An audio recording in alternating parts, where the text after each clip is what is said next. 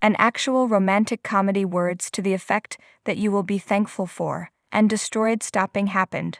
Opening and limited distribution on Friday, December 2, spoiler alert, based on Michael Ausiello's 2017 memoir, recalls not only the veteran TV journalist's romance with future spouse Kit Cowan, but the last 11 months in Cowan's life.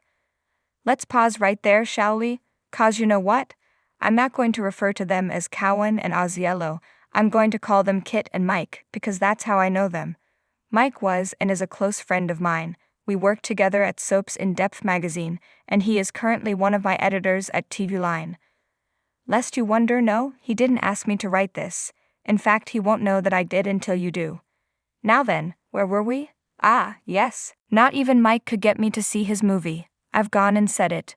I admire his success very much, simply amazed with it. And I couldn't be happier that Emmy winner and Big Bang Theory star Jim Parsons is taking on the role. That's so bizarre. I can't believe that big sick Helmer Michael Showalter was in charge of casting, or that Sally Bleeping Field is in spoiler alert, or that Ben Aldridge was able to look as much like Kit as he does on screen. Everything there is incredible. And yet, I'm not very interested in going to a theater to watch. You can tell that the on-screen romance between Kit and Mike is going to be smurfing hilarious and adorable, just watching the trailer, shown below. Seeing Mike instead of Sheldon when you look at Parsons is not as difficult as you might have thought it would be, and you know you'll be sobbing into your popcorn by the end. Nothing mysterious here. While the film simply goes by the title Spoiler Alert, Mike's book has the more dramatic title of Spoiler Alert, The Hero Dies. You may have read his periodic updates about Kit's brave, but ultimately fruitless fight against a rare form of neuroendocrine cancer if you've been following him on social media for a while now. This film, I'm sure, will be stunning, heartfelt, hilarious, and all those other capital T things, but, in that case, I'd recommend not doing anything. For the sake of my other friend, I would prefer that my friend be still alive and well. Although I rarely see Mike in person these days, instead, we mostly correspond through TV Line's Slack and messages.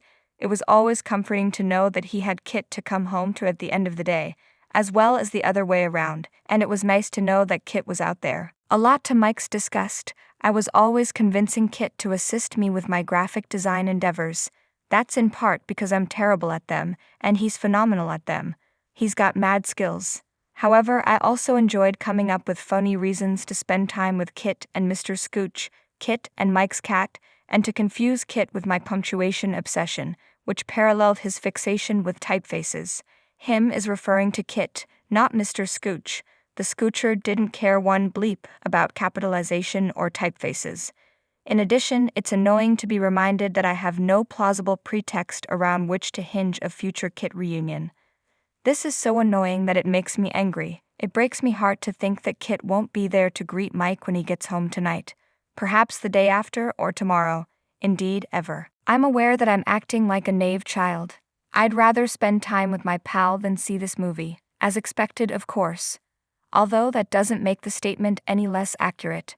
I, for one, plan to check out Spoiler Alert, and I'll laugh and I'll cry and I'll try to be grateful that so many people who weren't fortunate enough to know Kit will have some idea of what made him and his connection with Mike so wonderful. That'll have to do for now.